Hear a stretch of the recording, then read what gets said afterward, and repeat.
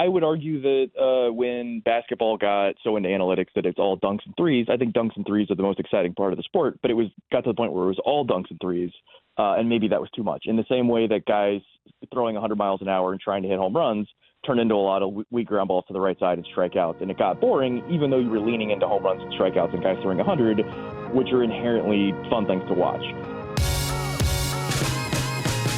Joining us to discuss Juan Soto's record-breaking 15-year contract, it is Kiley McDaniel from ESPN. He's one of their Major League Baseball's insiders. He's worked in some front offices. He's got a great focus and expertise when it comes to free agency and this whole process and everything that we're watching going down. So we welcome Kiley to the show now. Kiley, what's up, man? How are you?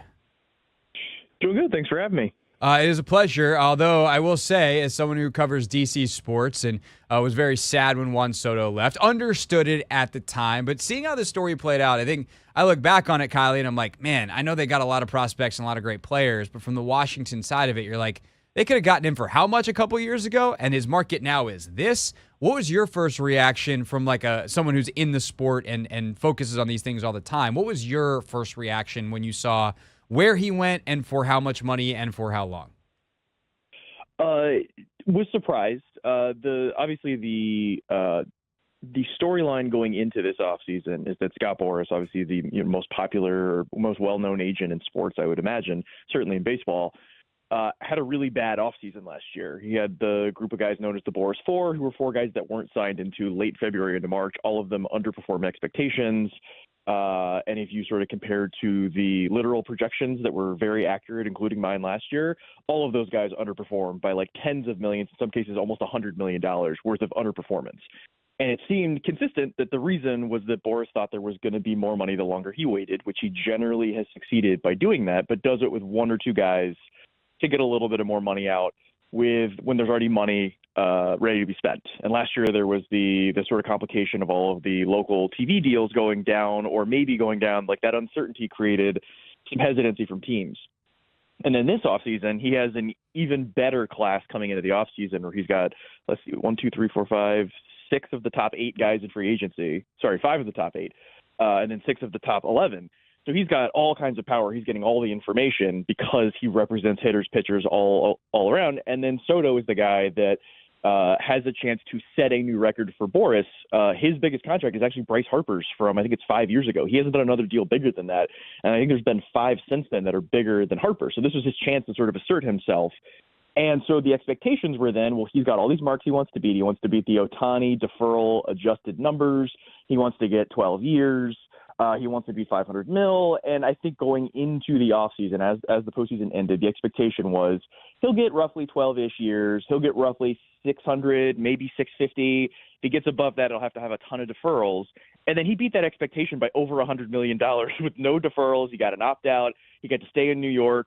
He got some escalators. Like he basically hit a home run on every single front after having the worst offseason of his whole career. And then obviously Soto turned down $440 million a few years ago. And if you then take out what he made since turning down that deal, it was basically 13 years for $380, and he ended up signing for 15 and $765. He almost got twice as much money by just waiting 2.5 years. So it not only was dumbfounding because it's a giant number, but just relative to expectations from the day before or week before it was going to happen, just everything was completely blown out of the water. So is it just that Soto's 25 and typically like when guys hit the market like this, they're a little bit older? He started in the majors so young. He had so much success so early. Whatever the other reasons are that he's available because he's really just starting the prime of his career, which is grotesque considering how good he is. Why is it that Soto was able to do that when no other player has gotten what he's got, no deferrals, the whole deal?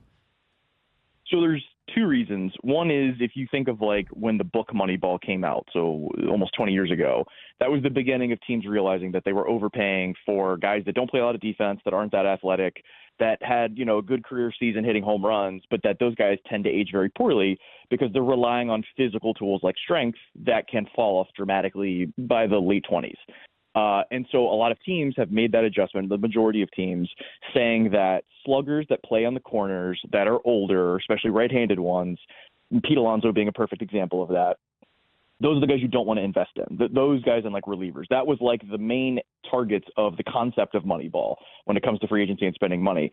The thing that became even more real is because the TV deals, the revenues, all that stuff keeps going up. These teams have more and more money to spend, but they don't want to spend it on the best players when they are, we'll use Pete Alonso as an example, 30 plus and corner hitters that aren't going to age well. And then all of the good young players that everybody wants they're cost controlled through their first 6 years. So who do you spend your money on?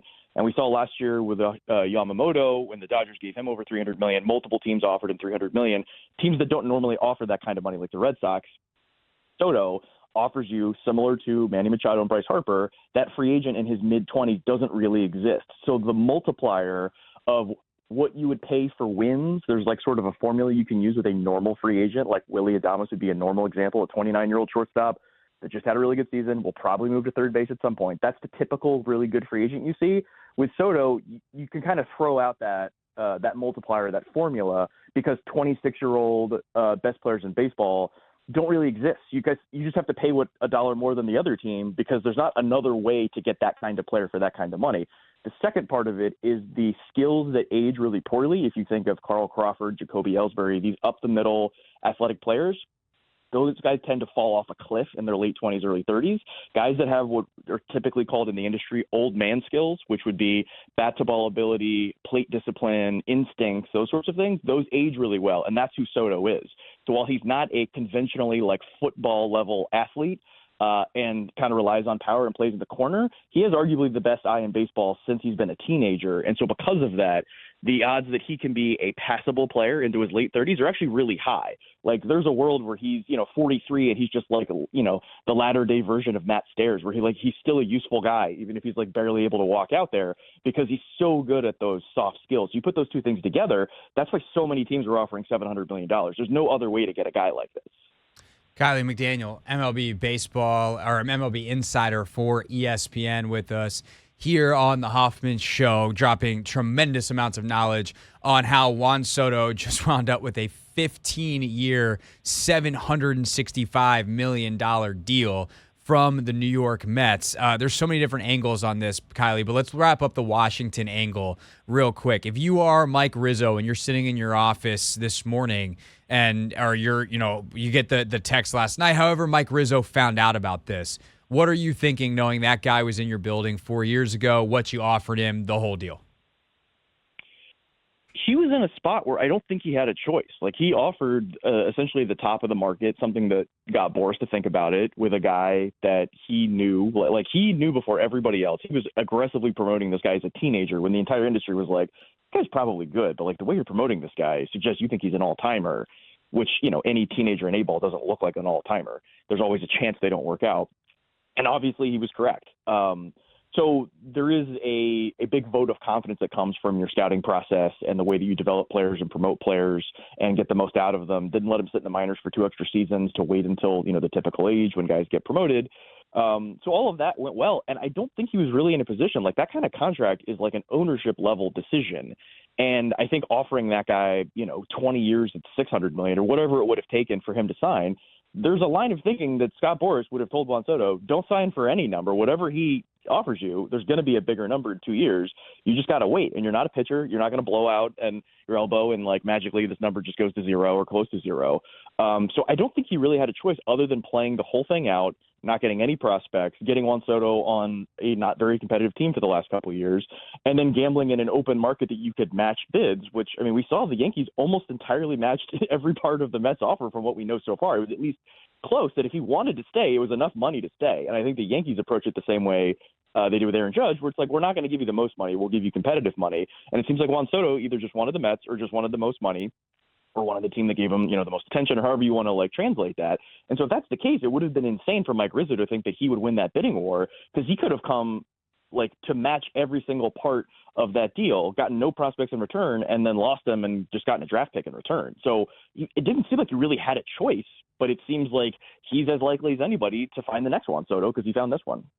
So what do we make of the fact that Soto did choose the Mets compared to the Yankees here when their Yankees deal was so close and they were the incumbent? What is the significance of that? There was a lot of I'll say unsubstantiated chatter, but we'll say informed chatter that Soto didn't really care about the team or the coast or the tax situation or anything like that. He just wanted the most money and the sort of status and precedent setting that comes with getting the most money, and that the Mets were the team that seemed to be most interested because of the owner in just setting records and getting out there first and showing the most interest, and there being sort of a, like a college recruiting aspect to it. And that's almost exactly how it played out. It just sounds like when everyone thought the price was going to be $620, that the Mets were already at $720, and just everything happened close to what people expected, just $100 million more than was expected. And then the fact, again, that like the Blue Jays, the Red Sox, all those teams sound like they went over $700 million, which is truly baffling. It's one of those examples where people thought that the 900 wasn't possible in skateboarding, and then somebody did it, and 13-year-olds were doing it a year later. It's like people just needed to know that it was possible, and Ohtani getting that deal just made it possible. A 700 is like a thing you can get, and then just one winter later, it just gets completely blown out of the water when you just with the deferrals. Like those contracts aren't even really similar. Kylie, you definitely played like the Tony Hawk game on N64, didn't you? I know all the little secrets. Yeah, 100%. Same. Yeah, you wasted a lot of time if you ask my mom. Yeah, well, look at you now. You're doing radio hits, getting to drop knowledge about 900s back in the day, and I get to get the reference. So take that, both of our moms. Kylie McDaniel, ESPN MLB insider with us. Craig Hoffman here with you on the Hoffman Show. It's the Team 980, always live as well on the free Odyssey app. So then you have kind of this bigger picture baseball thing where Steve Cohen has come in and fundamentally changed who the Mets are as a franchise and put yet another big, like, ultimate grade A spender in the sport along with the Dodgers and the Yankees. What do you think that means for the sport writ large and for Cohen specifically to do this the way that he seems to be operating? There is a line of thinking that if you are seeking efficiency and rooting for front offices or the laundry as opposed to the players, that you don't want an owner stepping out of line. You want everyone acting similarly. I, as you can tell by how I'm saying that, don't agree with that. That's boring, and it's like turning an exciting sport into a spreadsheet, and leans into, McKinsey and Company and all of these consulting companies that are trying to make every corporation and every baseball team the same. Careful, Kiley. You're on the radio in D.C. Go after McKenzie at your own will. Come on now. My wife's a lobbyist. It's okay. Fantastic. All right. But then another way of thinking about it would be it's more fun when there's, 29 kids playing with their Tonka trucks and whatnot, and one kid just comes through kicking everything. Like, it might seem chaotic, but it's probably more fun that everyone has to adjust to that. And so Steve Cohen comes in, doesn't really seem concerned with like the profit and loss statement. He's just like, I got a ton of money. I could spend it on artwork. I could spend it on baseball players. I could spend it on trying to get this trophy. That's what I want to do. And so in a world where, baseball and labor and economics and all these things can be very gray and fuzzy and boring concepts, similarly to back when George Steinbrenner was running the Yankees, there was like a level of unpredictability that like anybody could do anything and any guy could be on any team and maybe they'll double their payroll year over year. Like all these things are possible. I think it's better for baseball, even if it turns into the Mets and the Dodgers and the Yankees have all the money and they're in the World Series every year and it gets to be boring, which I don't think would happen. Baseball's just not that kind of sport. But I think having the Death Star running against these other teams, having two of the Death Stars being in the same city, and then having an unpredictable owner that just wants to win and doesn't really care about money. It's just a concept of how he keeps track of how things are going.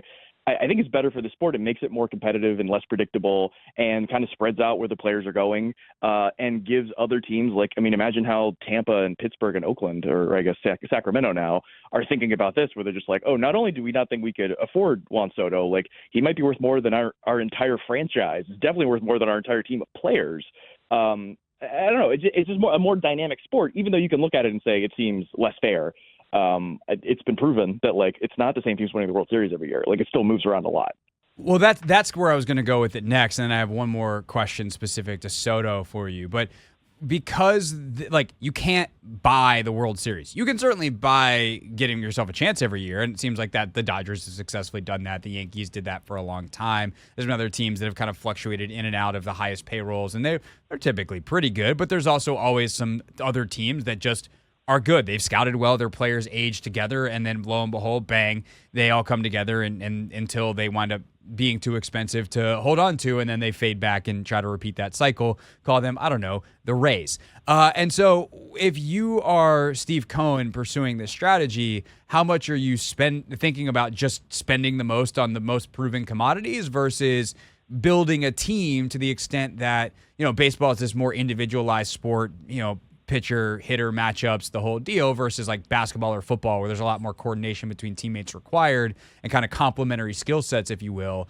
What is the balance in trying to, like, if you're trying to build the best baseball team, are you going about it Steve Cohen's way, or are you going about it some other way, or some hybrid in between?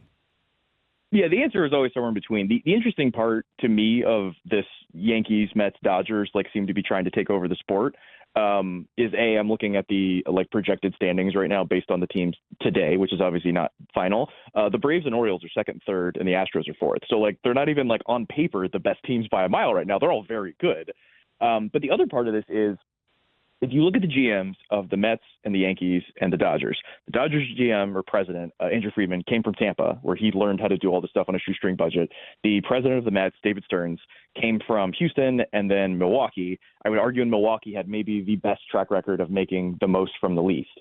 And then Brian Cashman is at the forefront. He may not want to admit it, but him and his office are at the forefront of analytics and the sort of cutting edge things in player development, scouting, and things like that.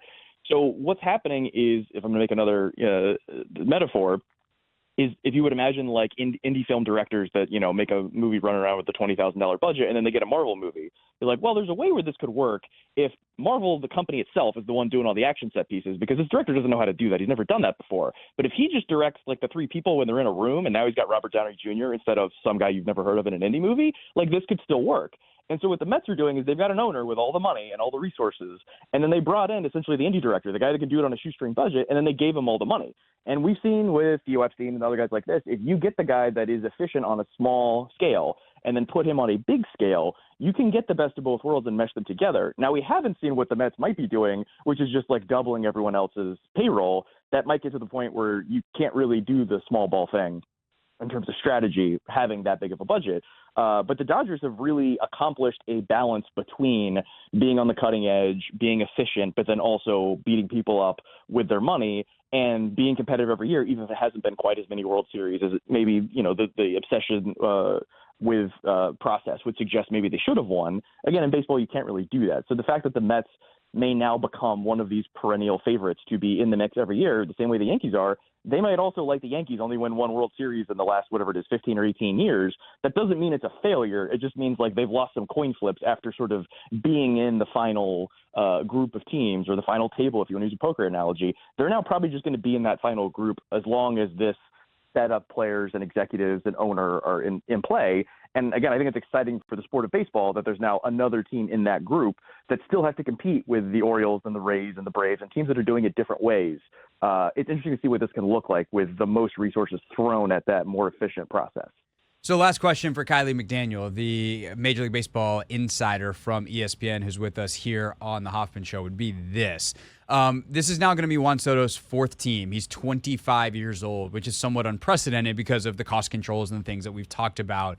Premier players don't bounce around when they're young in baseball, if they really even bounce around that much at all throughout the careers, barring the ones that play till they're 38 and have three teams, in 3 years at the end.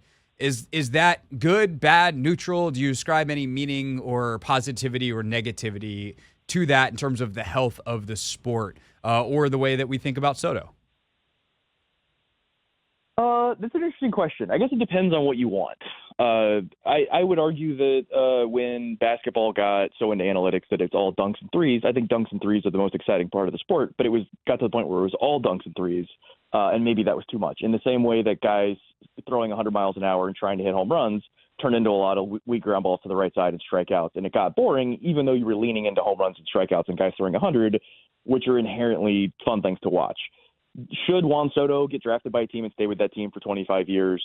Maybe. I think the combination of him being so good so early, being on track to hit free agency at an unprecedentedly early age, and then having Scott Boras involved, and then having the chance to set this mark that can signal the health and popularity of baseball in the same way the Ohtani deal did, I would argue it's those things that made him move around, not anything inherent about him as a player or about baseball as a sport.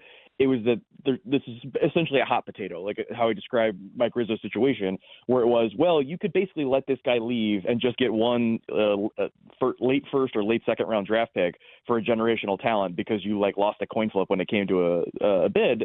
He's so good and would return so much, you can't let it get to that. Therefore, you have to move him. And then when the Padres were told by their owner, you don't have any more money to spend, and this guy's going to be a free agent at the end of the year, you can turn that into multiple young, cheap players. They couldn't avoid that situation. And then the Yankees also took the risk. This guy's so good. We got 1 year. Let's take a shot on him. And then the Mets were like, we got only a couple spots to fill and an unprecedented amount of money to spend. It's just, he just put himself in a situation by being so good and so young and having that agent that he is at the top of everyone's list and is so good you have to move him. I don't think it's necessarily anything negative about that. I think that's really just the market working because I would argue it might be worse if there was only a chance he could only play for a couple teams. The fact that San Diego had him for whatever it was, a year and a half, I think it's probably healthy for baseball that market could have that player. Yeah, I guess you could make that argument. It's something I thought of the question. I didn't really think too much about my own answer, but perhaps the final hour and a half of this radio show that I'm still going to do, I can think about that more. And if I think out loud into the microphone, Kiley, they'll pay me for it. So that's neat. That's good for me. Be sure not to offend all the lobbyists and consultants out there on K Street. No, of course not. Especially if they want to sponsor the show. Kiley McDaniel, ESPN Major League Baseball insider, nice enough to join us here on the Hoffman Show. Kiley, this was fantastic. If there's more baseball news that we need someone to talk about, we'll definitely give you a buzz back. Thanks for joining us. Yep, shout out to the homies at McKinsey. All right, see ya. That's Kiley McDaniel, everybody, with us here on the Hoffman Show.